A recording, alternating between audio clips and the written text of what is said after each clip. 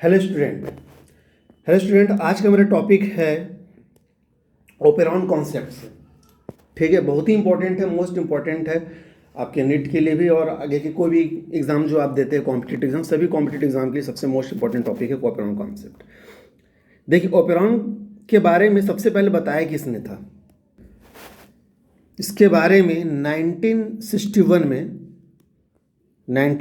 में जैकब 1961 में Jacob and Monod ने बताया था। ठीक है, जैकब एंड मोनोड कौन था? साइंटिस्ट थे।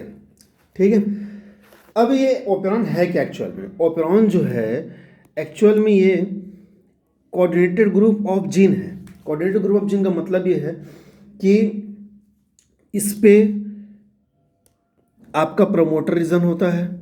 जैसे कोई जीन है ना, तो प्रमोटर तो होगा ही, आप ट्रांसक्रिप्शन पढ़े हो ना। स्ट्रक्चरल जीन होगा कोई, सपोज जैसे मान लेते हैं कि स्ट्रक्चरल जीन है, ये बना दिया मैं स्ट्रक्चर जीन 1 2 और ये 3 है ना, ए बी और सी बनाया यहाँ पे, और यहाँ पे एक ऑपरेटर रीजन बना दिया मैं, ये वाला एरिया। ठीक है, ये सब है क्या एक्चुअल में? एक्चुअल में है क्या? देखिए, मैं बोला कि ओपेरॉन क्या है? कोऑर्डिनेटेड ग्रुप ऑफ जीन्स है। जीन्स है मतलब क्या यार? यहाँ से यहाँ तक का आपका स्ट्रक्चर जीन था। स्ट्रक्चर जीन जानते हो ना कौन होता है? वो जीन होता है जिनसे पेप्टाइड बनना है, जिनका पेप्टाइड का कोड है जिनके पास, और आगे चलकर उन्हीं का ट्रांसक्रिप्शन और ट्रांसलेशन होना है। ठीक है, और ये वाला रीजन आपने बोला था ये ऑपरेटर है, ये वाला बताया था आपने प्रमोटर है।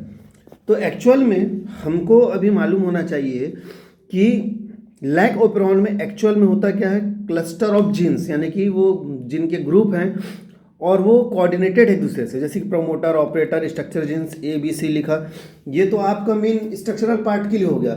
और इनके साथ एक होता है रेगुलेटरी पार्ट, जिसको हम बोलते हैं रेगुलेटरी जीन्स। अब रेगुलेटरी जीन्स की खासियत ये है कि हो सकता है कि वो जीनोम में, हो सकता है कि वो जीनोम, मान लेता है कि मैंने यहाँ पे एक डीएनए बनाया है बैक्टीरिया का। अब मैं जो लैक ओपेरॉन पढ़ रहा हूँ वो हो सकता है कि वो इस एरिया पे रहा हो, सिर्फ इस एरिया पे रहा हो, और रेगुलेटरी जीन्स हो सकता है बहुत दूर हो। जैसे कि मैं उसको यहाँ बना रहा हूँ, देखिए मैं इसको यहाँ बना रहा हूँ ग्रीन कलर में। ठीक है, लेकिन लैक ओपेरॉन कोऑर्डिनेट हो गए, एक साथ काम करेगा। हमारे डायग्राम में हमको हमेशा आजू बाजू में मिल जाता बना हुआ, हम बनाएंगे अभी यहाँ भी, बुक में भी ऐसे ही दिया, हम भी समझाएंगे तो ऐसे ही पास में बताएंगे। हम ये बोलेंगे कि ये है आपका रेगुलेटरी जीन्स, आई करके डिनोट कर दूंगा मैं। ठीक है, ये रेगुलेट करने वाला है किसको? इस पूरे सिस्टम को रेगुलेट करने वाला है, इसको रेगुलेटरी जीन्स कह रहे हैं हम। तो रेगुलेटरी जीन्स जरूरी नहीं है कि स्ट्रक्चर जीन्स के पास लगा हुआ हो, चिपका हुआ हो, वो उससे दूर भी हो सकता है। याद रखिएगा, दूर भी हो सकता है।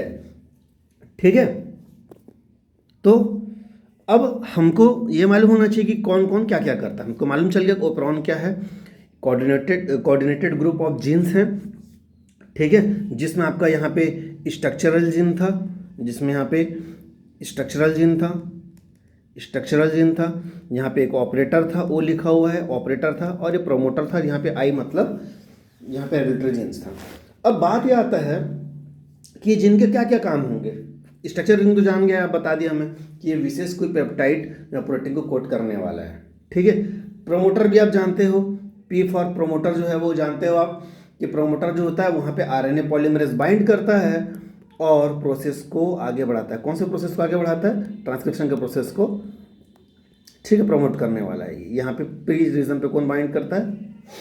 कौन बाइंड करता है यहाँ पे बाइंड करता है आपका आरएनए पॉलीमरेज बाइंड करता है। यहाँ पे कौन बाइंड करता है? ये आरएनए पॉलीमरेज बाइंड किया। ठीक है, अब यदि आरएनए पॉलीमरेज प्रोमोटर जोन में बाइंड करेगा, है ना, तो वो मूव करेगा आगे की ओर और इन एबीसी जीन का ट्रांसक्रिप्शन करवाएगा, और इसके बाद इसका ट्रांसलेशन होगा और ए प्रोटीन, बी प्रोटीन और सी प्रोटीन आपको मिल जाएंगे। ठीक है, नॉर्मल यही था स्ट्रक्चर जीन्स का मैकेनिज्म। तो फिर आई जीन का क्या रोल है? अब आप समझना है, आई एक रेगुलेटरी जीन है। क्या है यहाँ पे? आई क्या है? रेगुलेटरी जीन है। मतलब जब इसका ट्रांसक्रिप्शन होगा और जब इसका ट्रांसलेशन होगा तो दो चीज बना सकता है भैया ये। क्या क्या दो चीज बना सकता है ये? या तो कोई एक्टिवेटर बना सकता है या तो कोई रिप्रेसर। डिपेंड करता है कि आप कौन सा केस में जाने वाले हैं। अब देखिए, अगर ये बनाया एक्टिवेटर या फिर और करके में लिखा ये बनाया रिप्रेसर, तो दोनों अलग काम करने वाला है।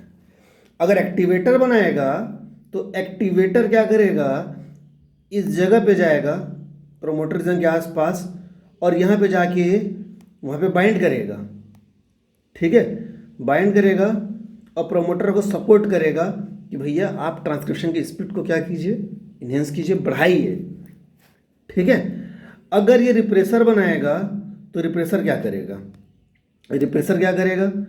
रिप्रेसर जाके ऑपरेटर रीजन में बाइंड कर लेगा।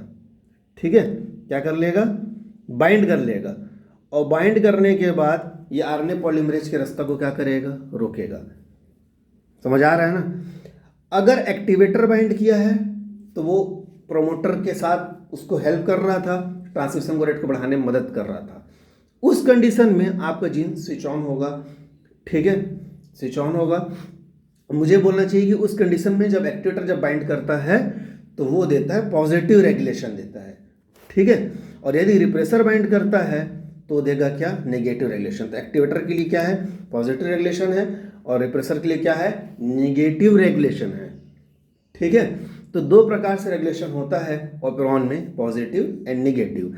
आई जीन का प्रोडक्ट या तो कोई एक्टिवेटर बनाता है या तो रिप्रेसर बनाता है। अगर एक्टिवेटर बनाता है तो वो पॉजिटिव रेगुलेशन देता है और यदि वो रिप्रेसर बनाता है तो वो नेगेटिव रेगुलेशन देता है। कैसा रेगुलेशन देता है, नेगेटिव रेगुलेशन देता है।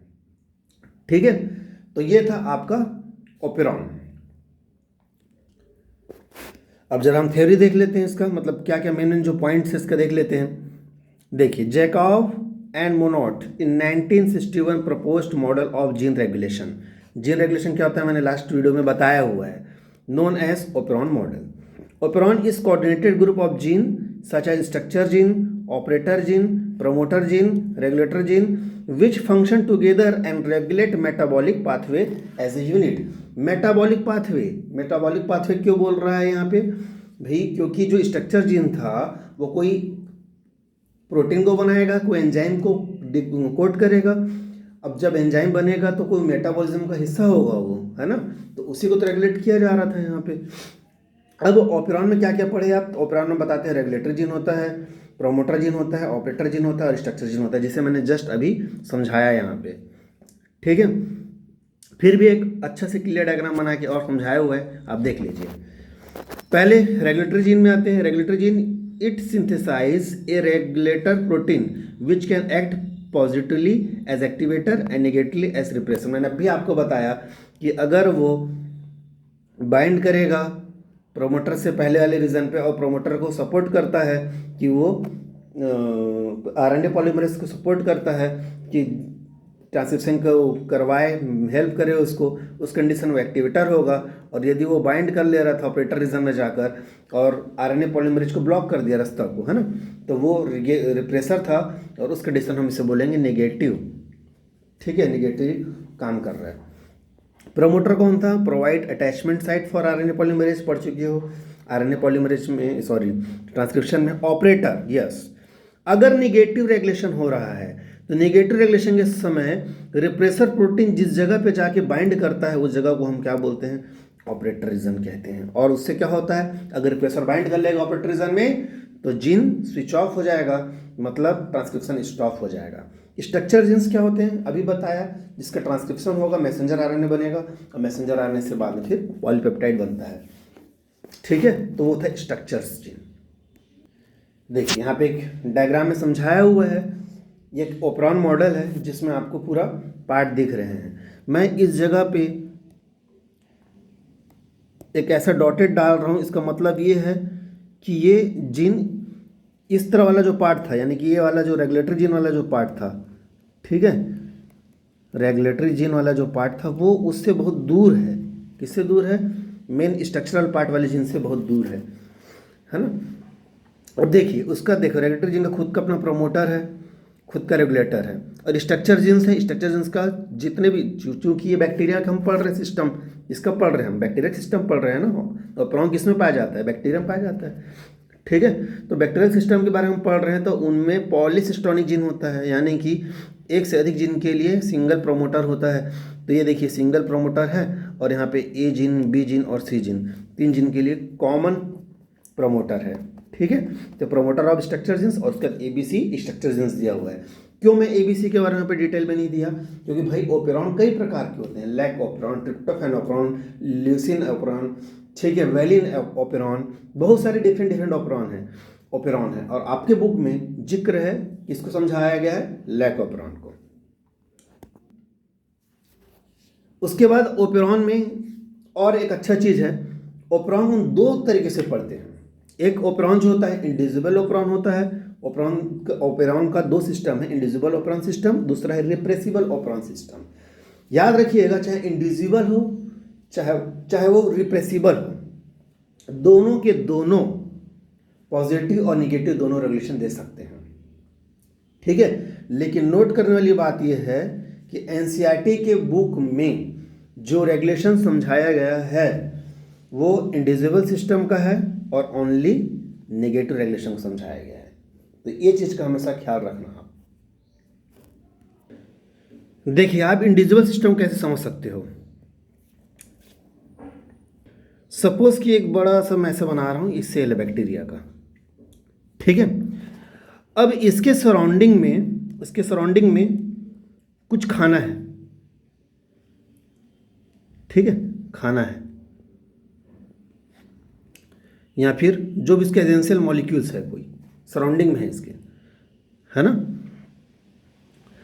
अब इसका जो सिस्टम था, जैसे DNA है, मान लेते हैं इस DNA को मैं सिंगली ऐसे बना रहा हूँ, ये लैक ओपेरॉन वाला कोई एक ओपेरॉन जीन है मान लेते हैं, ठीक, कोई भी एक ओपेरॉन सिस्टम है ये, इसके भी I होगा, P होगा, है ना, प्रेशर प्रोटीन का, इसका भी फिर स्ट्रक्चर पार्ट का I होगा, सॉरी प्रोमोटर रीजन होगा, ऑपरेटर रीजन होगा, और E, B और C रीजन होगा, ठीक है।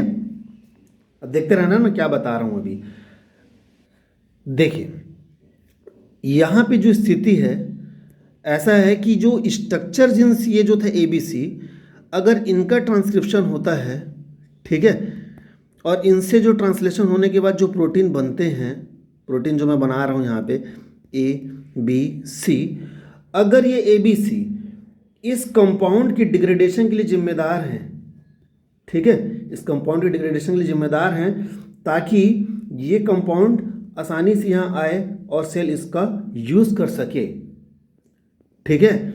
ये एंजाइम जो बनेंगे यहाँ पे वो उसको डिग्रेड करेगा, तोड़ने का काम करेगा, क्या काम करेगा, ब्रेक डाउन करेगा उसको, और उसको क्या करेगा, उसको ट्रांसपोर्ट करवा सकता है, ब्रेक डाउन करवाता है, या जो भी करता है, ये मॉलिक्यूल्स वो यूज़ करेगा जो उसके सराउंडिंग एनवायरनमेंट में था।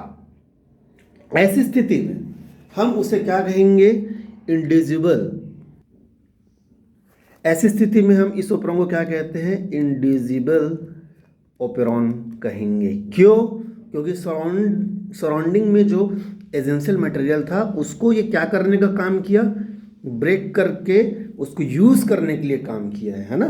तो इस कंडीशन में हम इसे क्या कहेंगे, इंडिजिबल ओपेरॉन। क्यों इंडिजिबल, क्यों इंड्यूस कर रहा है, क्या चीज़ को इंड्यूस कर रहा है, तो भैया फूड अपटेक को इंड्यूस कर रहा है, वो अपने एंजाइम को एक्टिवेट करवा रहा है ताकि वो अच्छा से काम करे, ठीक है। फूड टेक के लिए हो सकता है, खाना लेने के लिए हो सकता है ना। तो उस कंडीशन में हम इसे क्या कहेंगे, इंडिजिबल ओपेरॉन कहेंगे, ठीक है। अब देखो पढ़ लेते हैं क्या लिखा हुआ है। If the cell produce enzyme for degradation of particular compound only when the compound is present in environment, the system is known as inducible system. Diagram देख रहे हो नहीं वाला, क्या हुआ देखे थे ना, इसमें पूरा बताया मैं स्टेप वाइज कि बाहर कोई प्रोडक्ट है और उस प्रोडक्ट को डिग्रेड करके अपटेक करने का काम कर रहा है, या फिर उस प्रोडक्ट जैसे उस सेल के अंदर गया उसको तोड़ने का काम किया और उसको तोड़ दिया, ठीक है। तो उस कंडीशन में ऐसे जो एंजाइम को कोट करने वाले जो जीन के जो ग्रुप थे उसको हम इंडिविजुअल ऑपरॉन में कहेंगे। अब उसके बाद दूसरा था रिप्रेसिबल ऑपरॉन। अब इसको कैसे समझेंगे? सपोज कि वही कोई बैक्टीरिया है, ठीक है। अब इसके इन्वायरमेंट में कुछ चीज़ की जिसकी रिक्वायरमेंट थी वो है ही नहीं, है ना। हमको कुछ चीज़ चाहिए था वो यहाँ पे अभी नहीं है ना। तो इनका जो जीन है, इनका जो जीन था वो एक जैसे ए बी और सी स्ट्रक्चर जीन जो बनाया है ना, इसका प्रोमोटर रीजन होगा, यहाँ पे आई जीन होगा और इसका प्रोमोटर वाला पार्ट, ठीक है। यहाँ पे बीच में ऑपरेटर वाला भी पार्ट होगा, वो वाला पार्ट। तो इनका जो प्रोडक्ट है, इनका जो आरएनए बनेगा और इनसे जो प्रोटीन बनेंगे वो ऐसा प्रोटीन बनाएगा, वो ऐसा एंजाइम बनाएगा जो इस पर्टिकुलर जो चीज़ हमको चाहिए था उसके बायोसिंथेसिस के लिए इम्पोर्टेंट होगा, या बायोसिंथेसिस के लिए इम्पोर्टेंट होगा, या फिर हम नॉर्मली हम बोल सकते हैं कि कोई निर्माणकारी कार्य के लिए वो जिम्मेदार होगा। बायोसिंथेसिस मतलब क्या होता है? बनाना कोई चीज़ को, है ना। तो उस स्थिति में हम इसे क्या कहेंगे? इस स्थिति में हम इसे क्या कहेंगे? Repressible operon. देखिए क्या लिखा हुआ है, if the cell produces enzyme for synthesis of particular compound only when this compound is not present in environment, the system is known as repressible system। देख लीजिए भाई, है ना। तो इंडिविजुअल सिस्टम में हमने देखा कि कोई चीज़ सराउंड में था, हमको उसको डिग्रेड करना था या हमको उसको लेना था, उस स्थिति में हम उसको बोलना चाहिए उसको ब्रेक डाउन करना था। तो ऐसे एंजाइम जो कोट करवा रहा था और उनकी जो रेगुलेटरी जीन थी उसको हम एक साथ क्या कह दिए वहाँ पे? इंडिविजुअल सिस्टम कह दिए। दूसरा रिप्रेसिबल सिस्टम क्या है?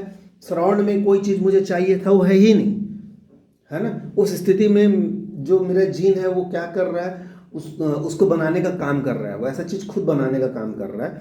तो उस स्थिति में हम उसे क्या कहेंगे? Repressible system.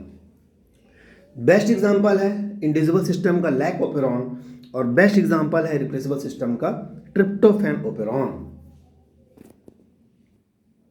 अब देखिए, चूंकि आप लोग की बुक में सिर्फ इंडिविजुअल सिस्टम का नेगेटिव रेगुलेशन दिया हुआ है ना, इसलिए हम मेन उसी को समझाएंगे।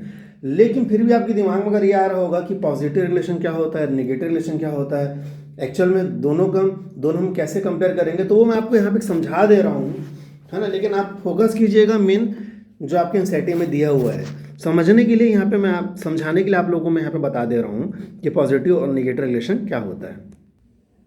देखिए, अगर मैं बात कर रहा हूँ इंडिविजुअल सिस्टम की, ठीक है, इंडिविजुअल सिस्टम की मैं बात कर रहा हूँ, तो यहाँ पे दो चीज़ होने वाला है, एक होगा पॉजिटिव रेगुलेशन और एक होगा नेगेटिव रेगुलेशन, ठीक है ना। अगर पॉजिटिव रेगुलेशन पढ़ रहे हैं हम, तो पॉजिटिव रेगुलेशन में आपको मालूम होगा कि जैसे मान लीजिए मैं छोटा छोटा बना रहा हूँ यहाँ पे, कोई जीन है A B C structure gene है, ठीक है। और यहाँ पे मान लेते हैं ये ऑपरेटर रीजन है और यहाँ पे मान लेते हैं ये प्रोमोटर रीजन है पी ओ, है ना। अब पॉजिटिव रेगुलेशन दे रहा है इंडिविजुअल सिस्टम है, याद रखिएगा इंडिविजुअल सिस्टम है ना। तो इस कंडीशन में यहाँ पे आपका जो आई जीन था, आई मतलब व्हाट? रेगुलेटरी जीन था। जैसे मान लेते हैं ये आई जीन था, ठीक है, यहाँ पे ये आई जीन है ना, आई जीन। तो इस आई जीन का जो प्रोडक्ट होगा पॉजिटिव, देखो मैं फिर से बोल रहा हूँ, आप क्या रेगुलेशन पढ़ रहे हो? आप रेगुलेशन पढ़ रहे हो पॉजिटिव रेगुलेशन, ठीक है। तो जब पॉजिटिव रेगुलेशन पढ़ोगे तो दिमाग में ये होना चाहिए कि जो आई जीन का जो प्रोडक्ट होगा वो कोई एक्टिवेटर होगा। क्या होगा? कोई एक्टिवेटर होगा, ठीक है। अब वो क्या करने वाला है? वो जाके बाइंड करेगा प्रोमोटर के आसपास के रीजन में, ठीक है, और उस क्या बोलना चाहिए, और उस प्रोमोटर को इन्हेंस करेगा ताकि जाए और वो अच्छे से ट्रांसक्रिप्शन कराए, है ना। वो इंड्यूस करने वाला है, उसको आगे बढ़ाने वाला है, सिस्टम को प्रमोट करने वाला है कि वो ट्रांसक्रिप्शन के रेट को क्या करे, बढ़ाए। उस स्थिति में इसका ट्रांसक्रिप्शन होगा और उसके बाद इसका ट्रांसलेशन होगा, राइट। ये पॉजिटिव रेगुलेशन था। अच्छा, अब इंडिविजुअल सिस्टम में हम कुछ विशेष चीज़ और पढ़ते हैं। अगर ये इंडिविजुअल सिस्टम का पॉजिटिव रेगुलेशन है तो नॉर्मल पॉजिटिव सबका ऐसे होने वाला, चाहे इंडिविजुअल हो चाहे रिप्रेसिबल हो। पॉजिटिव मतलब व्हाट, एक्टिवेटर बनेगा प्रोमोटर से पहले या प्रोमोटर के आसपास बाइंड करेगा, किससे, आरएनए पॉलीमरेज वाले एरिया से, और आरएनए पॉलीमरेज को क्या करेगा, प्रमोट करेगा फास्ट करने के लिए, ट्रांसक्रिप्शन करने के लिए, वही है पॉजिटिव। लेकिन इंडिविजुअल सिस्टम की खासियत यह है कि एक्टिवेटर अकेला काम नहीं करता। यहाँ पे एक्टिवेटर जो होता है ना, वो को एक्टिवेटर होता है। क्या होता है, को एक्टिवेटर, यानी कि इसको सॉरी एपो एक्टिवेटर होता है। एपो मतलब ये अकेला काम नहीं करेगा, इसको कोई को एक्टिवेटर की जरूरत पड़ती है। अगर मैं लैक ओपेरॉन पढ़ रहा हूँ, याद रखिए आपके बुक में कौन सा ओपेरॉन दिया है, लैक ओपेरॉन। तो लैक ओपेरॉन के केस पे जो को एक्टिवेटर होता है, क्या चीज़, को एक्टिवेटर, वो साइक्लिक एएमपी होता है। हालांकि ये पहले के एग्जामों में पूछ दिया जाता था, लेकिन अब मुश्किल है नीट में पूछना, क्योंकि अगर एनसीईआरटी बेस्ड जाएंगे तो वहाँ इंडिविजुअल सिस्टम लिखा तो है, इसलिए मैं बता दे रहा हूँ इंडिविजुअल सिस्टम लिखा तो है, एनसीईआरटी में जिक्र है। तो इंडिविजुअल सिस्टम में अगर मैं लैक ओपेरॉन पढ़ रहा हूँ, किसके केस में, in case of lac operon, ठीक है, लैक ओपेरॉन आपकी बुक में है ना, लैक्टोज ओपेरॉन बोलते हैं। तो उस केस में ये को एक्टिवेटर कौन होता है, साइक्लिक एएमपी होता है। साइक्लिक एएमपी क्या करता है, इस एक्टिवेटर से बाइंड कर लेता है, एपो एक्टिवेटर से बाइंड कर लेता है और जाके फंक्शन करता है। ठीक है, बस सिंपल था। तो पहली बात तो याद रखिए, पॉजिटिव रेगुलेशन में क्या होता है, एक्टिवेटर बनता है जो प्रोमोटर रीजन के आसपास बाइंड करके आरएनए पॉलीमरेज को एनहांस करता है ट्रांसक्रिप्शन रेट के लिए। अगर ये इंडिविजुअल सिस्टम है तो उस केस में एपो एक्टिवेटर, जो एक्टिवेटर बनता है वो अकेला काम नहीं कर पाता, उसको कोई को एक्टिवेटर की जरूरत पड़ती है। ठीक है, वो को एक्टिवेटर लैक ओपेरॉन केस में कौन होता है, तो साइक्लिक एएमपी होता है, बोला मैं। ठीक है, निगेटिव रेगुलेशन देखते हैं अब। निगेटिव रेगुलेशन में क्या, अरे भाई इसमें भी आई जीन होगा, ठीक है, इसमें भी आई जीन होगा पर्टिकुलर पार्ट पे, है ना, और इसमें भी प्रोमोटर वाला पार्ट होगा पी, इसमें भी ऑपरेटर पार्ट, ओपेरॉन तो वही है ना, ए होगा, बी होगा और सी होगा, जो कि स्ट्रक्चर जीन था।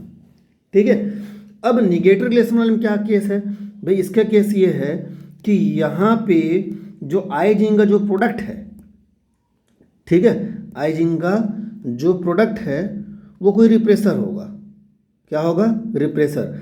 और रिप्रेसर क्या करेगा, ऑपरेटर रीजन में जाके बाइंड कर लेगा। बाइंड कर लेगा तो क्या होगा, आरएनए पॉलीमरेज का रास्ता क्या हो जाएगा, ब्लॉक हो जाएगा।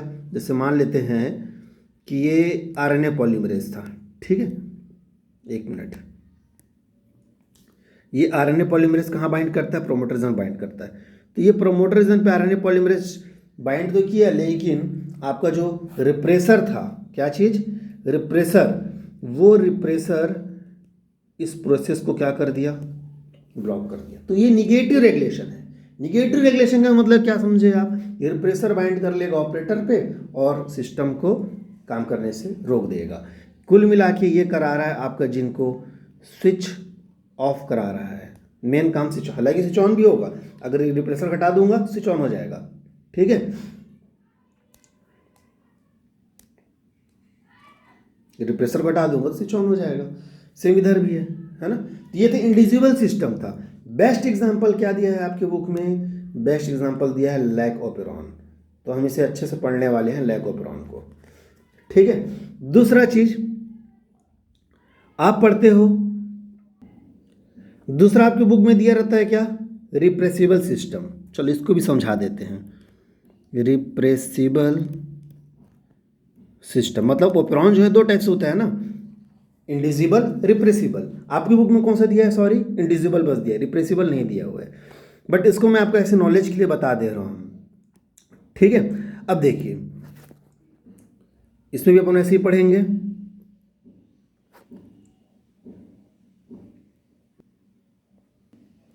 इसका भी हम 2 केस पढ़ेंगे, पॉजिटिव रेगुलेशन और निगेटिव रेगुलेशन साथ ही साथ, है ना। तो आपको क्लियर होगा चीज़ें।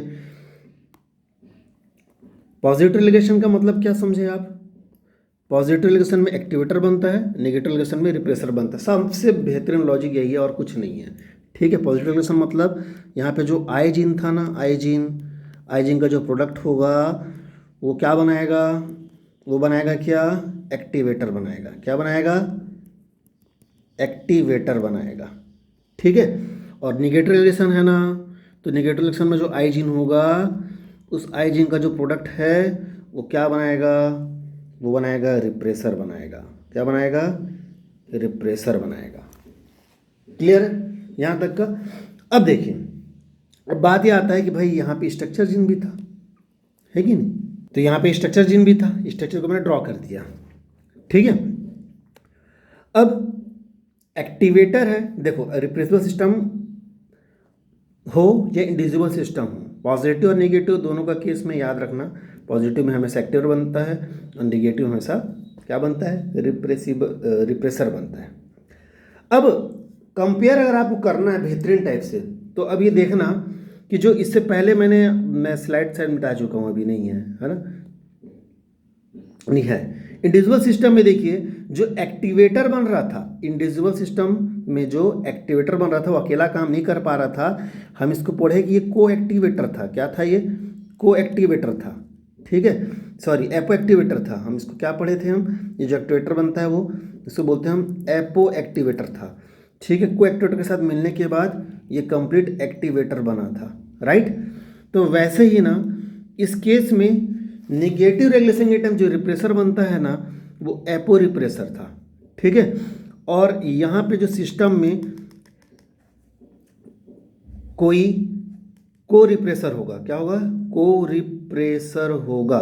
वो को रिप्रेसर के साथ मिलने के बाद, को रिप्रेसर के साथ मिलने के बाद ये जो एक्टिवेटर था, सॉरी को इस एपो रिप्रेसर साथ मिलने के बाद जो ये को रिप्रेसर जो था वो आपस में मिलने के बाद कंप्लीट रिप्रेसर बनाते हैं। और वो रिप्रेसर जो है एक्चुअल में बोलना चाहिए कि इसको एक्टिवेट करता है, एक्टिव होता है ये, है ना। जो शुरू में जो बनता है ना उसको एपो वर्ड ही नहीं बोलना चाहिए, उसको बोलना चाहिए था इनएक्टिव फॉर्म था, इनएक्टिव फॉर्म था, ठीक है।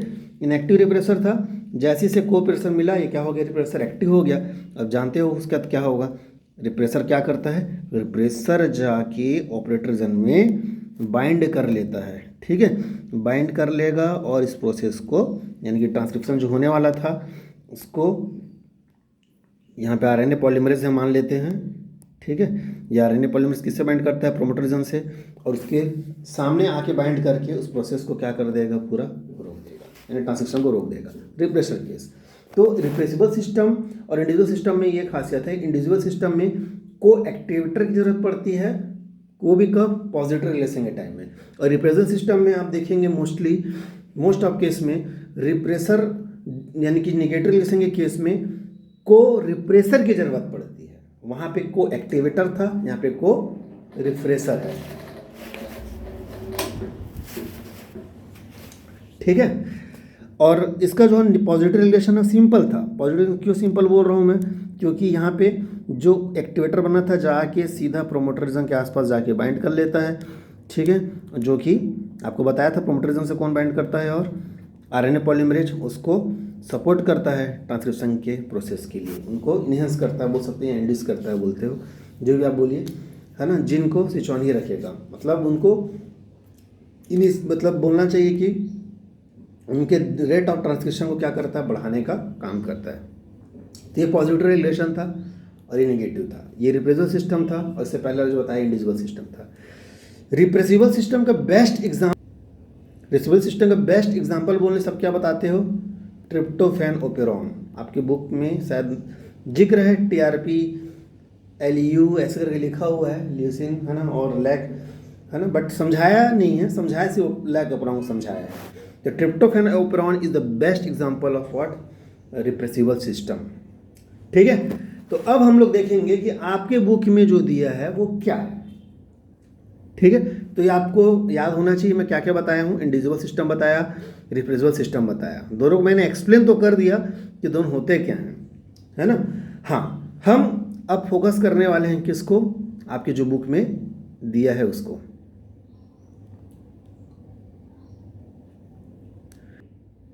बुक में क्या दिया हुआ है, तो बुक में दिया हुआ है लैक ओपेरॉन। तो लैक ओपेरॉन के पहले स्ट्रक्चर देखते हैं। देखिए कॉमन वही ओपेरॉन वाला कॉन्सेप्ट है, लव, है ना। तो स्ट्रक्चर बहुत कॉमन है, बहुत ज़्यादा विशेष ऐसा कुछ होने वाला नहीं है। देखिए lac for what, lac refer to lactose. Lac का मतलब क्या है, लैक्टोज, ठीक है। देखिए ये उसका जीन का स्ट्रक्चर मैंने बनाया हुआ है। आई यानी रेगुलेटरी जीन्स, पी उसका प्रोमोटर जीन था, किसका, रेगुलेटरी जीन का। और उसके बाद इधर स्ट्रक्चर जीन्स वाला पार्ट अलग से बनाया हुआ है जिसका खुद का प्रोमोटर ऑपरेटर ZYA है। पी मतलब जानते हो, ओ मतलब जानते हो, बच्चा ZYA। अब यहाँ पे ABC नहीं लिखा हूँ मैं, ZYA लिखा हूँ क्योंकि मैं पर्टिकुलर लैक ओपेरॉन को बता रहा हूँ। यहाँ पे जेड जीन देखिए बहुत इंपॉर्टेंट है, 12th में बायोटेक्नोलॉजी में भी लैक जेड का प्रयोग आपको मिल जाएगा। क्यों, क्योंकि ये क्या बनाता है, बीटा गैलेक्टोसाइडेज बनाता है। क्या करता है फिर, चलो ठीक है अब ये बता देता हूँ बीटा गैलेक्टोसाइडेज क्या करता है, ठीक है। आपने क्या पढ़ा है, लैक्टोज। लैक्टोज में ये पढ़ा है कि लैक्टोज जो है वो डाइसैकेराइड है, पढ़ा है ना। क्या है ये, डाइसैकेराइड्स है, ठीक है। अब डाइसैकेराइड्स है तो इसमें आप ये पढ़े होंगे कि इसमें एक होता है ग्लूकोज और दूसरा क्या होता है, क्या होता है, और दूसरा होता है गैलेक्टोज। क्या होता है, ग्लूकोज और दूसरा होता है गैलेक्टोज, ठीक है, जो कि β14 लिंकेज से जुड़ा हुआ रहता है ना। स्ट्रक्चर किसका था, लैक्टोज का था। क्या है बोला मैं, डाइसैकेराइड है बोला। तो ये जो एंजाइम बना रहे हो ना बीटा गैलेक्टोसाइडेज, ये एंजाइम इसको तोड़ने का काम करता है, किसको, लैक्टोज को। और क्या देता है आपको, देता है ग्लूकोज प्लस गैलेक्टोज, ठीक है। तो ये था Z code for beta galactosidase that break the lactose, ठीक। और क्या देगा, लैक्टोज को ब्रेक करेगा, तो ये बताया ना क्या देगा, लैक्टोज आप कार्बोहाइड्रेट पढ़े हो, ग्लूकोज और गैलेक्टोज देगा। वाई क्या करता है, Y code for permease that increase the permeability of lactose from outside of the cell. अब देख भाई, हम तो पढ़ ही रहे हैं बैक्टीरियल सिस्टम के बारे में, ठीक है।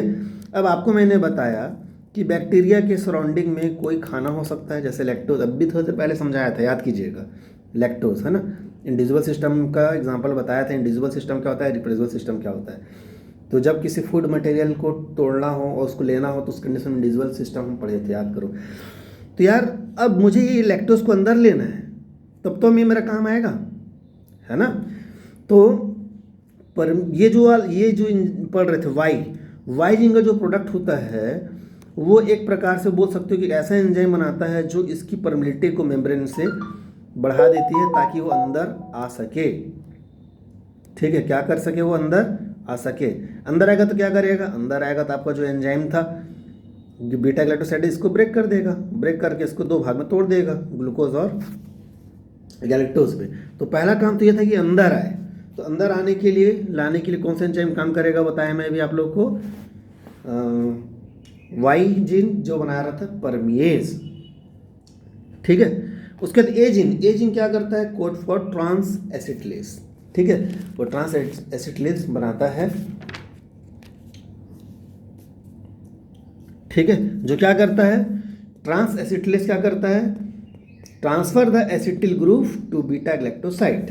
बीटा गैलेक्टोसाइड यानी लैक्टोज को ही बोल रहा है, वो एसिटिल ग्रुप को किस में ट्रांसफर करता है, बीटा गैलेक्टोसाइड यानी लैक्टोज में, ताकि हम उस पर आगे रिएक्शन करा सके, ठीक है। अब आते हैं हम मैकेनिज्म ऑफ लैक ओपेरॉन में कि भैया लैक ओपेरॉन काम कैसे करता है, ठीक है। अब लैक ओपेरॉन काम कैसे करता है, तो जैसे ही बताया था वैसे ही सिंपल सा है, देख लीजिए। आई जीन बनाया, देखो अब दो केस है, इंड्यूसर। अब यहाँ पे लैक ओपेरॉन में सबसे ज़्यादा पूछे जाने वाला क्वेश्चन कि लैक ओपेरॉन में इंड्यूसर कौन होता है, ठीक है। तो लैक ओपेरॉन में इंड्यूसर कौन होता है, लैक ओपेरॉन में इंड्यूसर होता है कौन, लैक्टोज होता है, ठीक है। कौन होता है, लैक्टोज होता है। अगर लैक्टोज अब्सेंट है ना, मैं लिख दे रहा हूँ फिर भी, लैक्टोज अगर इस मीडियम में नहीं है तो उस स्थिति में, ठीक है, उस स्थिति में ये आइजिन का जो प्रोडक्ट है वो रिप्रेसर बनाएगा। देखो रिप्रेसर जो बनाता है ना, यहाँ पे इसकी खासियत मैं बता दे रहा हूँ आप लोग को। मैंने 4 गोला क्यों बनाया है यहाँ पे, मैं एनसीईआरटी बुक में एक दिया, मैं भी एक ही बना सकता था, है ना। इसका बताने का मकसद ये था कि यहाँ पे जो रिप्रेसर प्रोटीन है, मैं लिख दे रहा हूँ, रिप्रेसर प्रोटीन जो है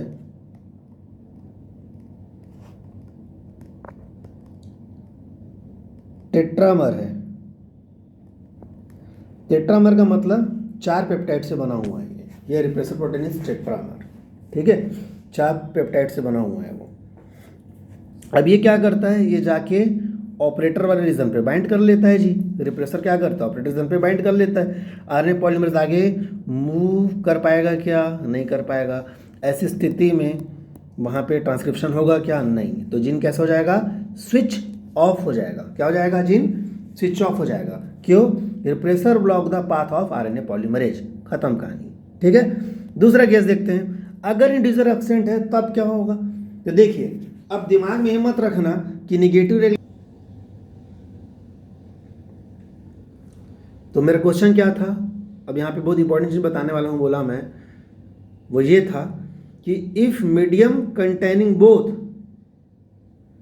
ग्लूकोज एंड लैक्टोज, तो उस स्थिति में लैक्टोपेरॉन स्विच ऑफ होगा कि स्विच ऑन होगा।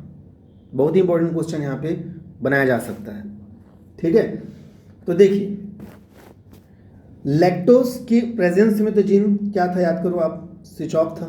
क्यों था, रिप्रेसर बाइंड कर ले रहा था, किससे, ऑपरेटर से, रुक जा रहा था, स्विच ऑफ कर दिया था वो। लेकिन मैं बोल रहा हूँ अगर लैक्टोज और ग्लूकोज दोनों है, उस स्थिति में क्या होगा, सोचिए। दोनों प्रेजेंट है, लैक्टोज भी है और ग्लूकोज भी है। अब आप बोलोगे सर लैक्टोज के प्रेजेंस में तो लैक ओपेरॉन काम कर रहा था, मतलब लैक ओपेरॉन रिप्रेसर बाइंड कर रहा था और काम चल रहा था, यानी कि ट्रांसक्रिप्शन हो रहा था। बट याद रखिएगा कि जब आपके पास ग्लूकोज भी होगा और लैक्टोज भी होगा, तो उस स्थिति में लैक ओपेरॉन स्विच ऑफ हो जाएगा। क्यों स्विच ऑफ होगा, क्यों स्विच ऑफ होगा, ये इंपॉर्टेंट है। स्विच ऑफ होने का मेन कारण ये है कि भाई आप खुद सोचिए कि आपके पास किचन में राइस रखा हुआ है, ठीक है, और वेजिटेबल रखा हुआ है, सब्जियां भी रखा हुआ है ना, एक टेबल में, और दूसरे साइड आपके पास वेज बिरयानी रखा हुआ है। तो आप इस राइस और वेजिटेबल को यूज करके 2-3 घंटा टाइम लगा के पहले खाना बनाओगे कि भूखे हो तो पहले गरम गरम जो खाना रखा हुआ उसको खाओगे। क्या करोगे आप, पहले बताओ। भाई आप वो वेज बिरयानी खाओगे। अगर आपको वेज बिरयानी पसंद नहीं है तो और कोई दूसरा एग्जांपल ले सकते हो। खीर पसंद है तो मान लो चावल और दूध रखा हुआ है, तो क्या चावल और दूध कैसे घोल के पी जाओगे, बनाने में टाइम लगेगा ना। लेकिन आपको दूसरे साइड एक कटोरी में बना बनाया मस्त खीर रखा हुआ है, तो वो खीर खाओगे। वो बैक्टीरिया है, वो भी अपना सहूलत देखेगा। जब उसको ग्लूकोज मिल ही रहा है मीडियम में, तो भाई लैक ओपेरॉन काम क्यों करेगा, पहले ग्लूकोज कंज्यूम कर लेगा। ग्लूकोज से कंज्यूम करने के बाद वो लैक्टोज को यूज करेगा, और लैक्टोज को जब यूज करना रहेगा तब वापस जीन स्विच ऑन होगा। लैक्टोज यूज करना है तब जीन स्विच ऑन होगा, ठीक है। अदरवाइज लैक्टोज यूज नहीं करना है तो काहे यूज करेगा, वो ग्लूकोज यूज करेगा। ऐसे कंडीशन को हम बोलते हैं कैटाबॉलिक इनहिबिशन। खैर ये छोड़ दीजिए, आपके सिलेबस में आपके लेवल पे नहीं है, इसको ग्लूकोज इफेक्ट भी बोलते हैं। जब तक ग्लूकोज है तो बैक्टीरिया ग्लूकोज ही यूज करेगा, ठीक है। तो लैक ओपेरॉन से बहुत सारे क्वेश्चन बनते हैं, आप ट्राई कीजिएगा। अगर आपसे कोई क्वेश्चन ना बन रहा हो तो आप मुझे बिल्कुल भेज सकते हो, मैसेज कर सकते हो, कमेंट कर सकते हो। और मुझे पूरा उम्मीद है कि आपको पूरा लैक ओपेरॉन बहुत अच्छा से क्लियर हुआ होगा। यदि आपको नहीं समझ आया होगा तो एक बार फिर से देखिएगा। 40 मिनट का वीडियो है, ठीक है, 40 मिनट बन गया क्योंकि मैंने पूरा ओपेरॉन के बहुत सारे कॉन्सेप्ट को बताया है ना। लेकिन अगर आप सिर्फ लैक ओपेरॉन का जो एनसीईआरटी का देखना चाहते हो तो मात्र 10 से 15 मिनट का है, वो लास्ट में है, वो आप देख सकते हो, ठीक है। बट मेरा मानना है कि पूरा देखना तो ज़्यादा अच्छा रहेगा आप लोग के लिए। ओके, तो अच्छा से बनाइएगा और क्वेश्चन को एमसीक्यू सॉल्व कीजिए, और जो भी डाउट होता है मुझे भेजिए। तो ये था लैक ओपेरॉन। Thank you.